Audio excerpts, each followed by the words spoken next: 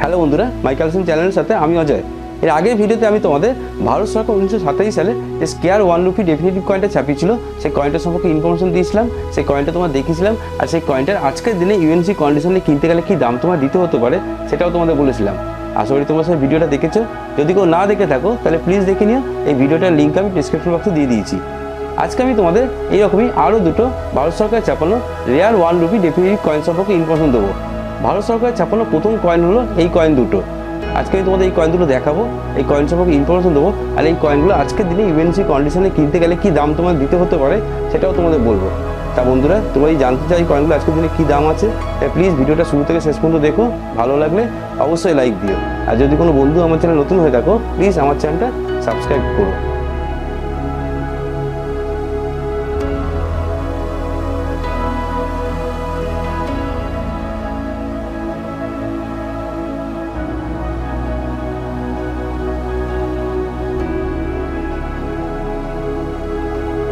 আজকের ভিডিওতে আমি তোমাদের দুটো 1 রুপি কয়েনের বিষয়ে ইনফরমেশন দেবো।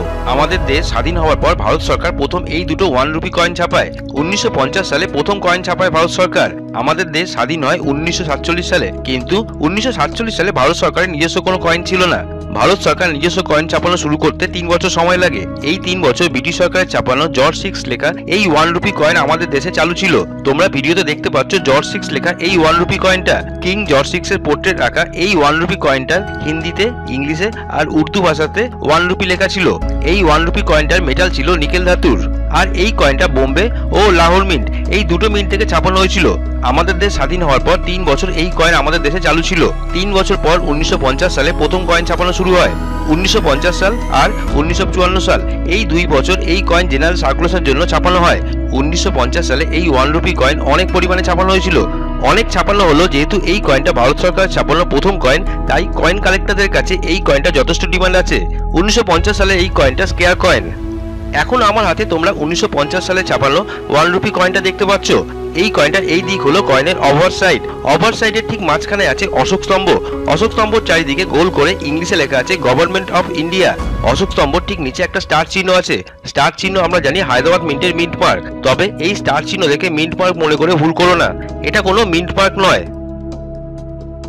এই কয়েনের উল্টো দিকের এই সাইডটা হলো কয়েনের রিভার্স সাইড। রিভার্স সাইডে ঠিক মাঝখানে আছে সংখ্যায় লেখা 1। সংখ্যায় 1 লেখার দুই দিকে গমের শীষের ছবি আঁকা আছে। সংখ্যায় 1 লেখার ঠিক উপরে হিন্দিতে লেখা আছে 1 রুপয়া। সংখ্যায় 1 লেখার ঠিক নিচে ইংলিশে লেখা আছে রুপি। রুপি লেখার ঠিক নিচে আছে মিন্টিং ইয়ার 1950 লেখা। মিন্টিং ইয়ারের ঠিক নিচে আছে মিন্ট মার্ক।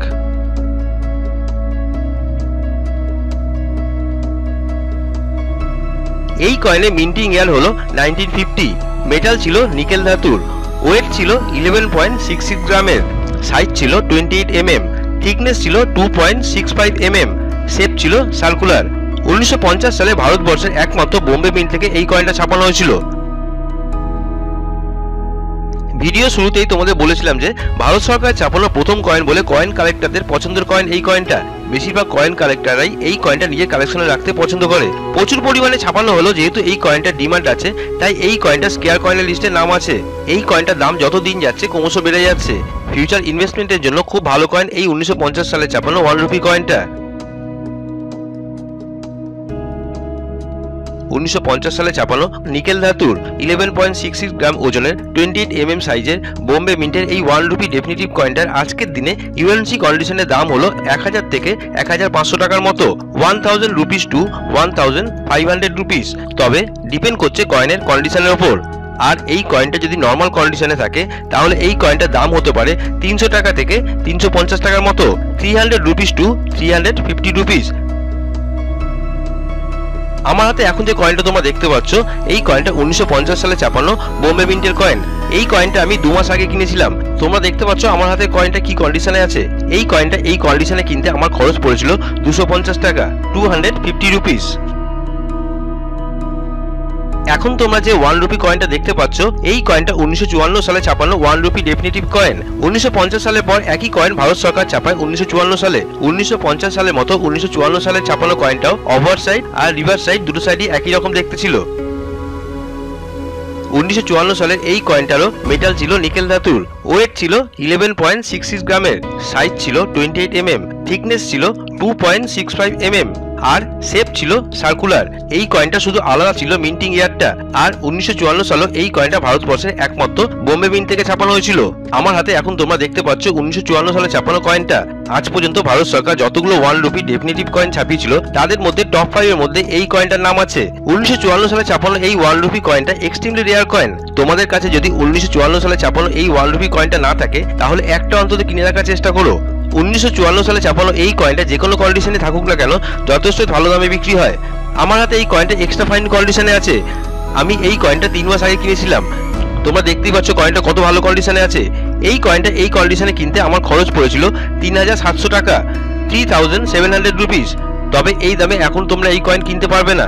এখন এই কয়েনটার দাম অনেকটাই বেড়ে গেছে। 1954 সালে ছাপানো নিকেল ধাতুর 11.66 গ্রাম ওজনের 28 mm সাইজের বোম্বে মিন্টের এই 1 রুপি ডেফিনেটিভ কয়েনের আজকের দিনে ইউএনসি কন্ডিশনের দাম হলো 6000 থেকে 6500 টাকার মতো, 6000 রুপিস টু 6500 রুপিস। তবে ডিপেন্ড করছে কয়েনের কন্ডিশনের উপর। আর এই কয়েন যদি নর্মাল কন্ডিশনে থাকে তাহলে এই কয়েনটার দাম হতে পারে 2000 টাকা থেকে 2500 টাকার মতো, 2000 রুপিস টু 2500 রুপিস। তোমরা এখন আমার হাতে 1950 সালে ছাপানো কয়েন আর 1954 সালে ছাপানো কয়েনটা দেখতে পাচ্ছ। এই কয়েন দুটো যদি তোমরা ইউএনসি কন্ডিশনে কিনতে চাও তাহলে এই দুটো কয়েনের জন্য তোমাদের খরচ করতে হতে পারে 8000 টাকার মতো, 8000 রুপিস। তা বন্ধুরা, কেমন লাগলো তোমাদের আজকে ভিডিওটা? তোমরা দেখতে পেলে ভারত সরকার ছাপানো প্রথম দুটো 1 রুপি ডেফিনেটিভ কয়েন।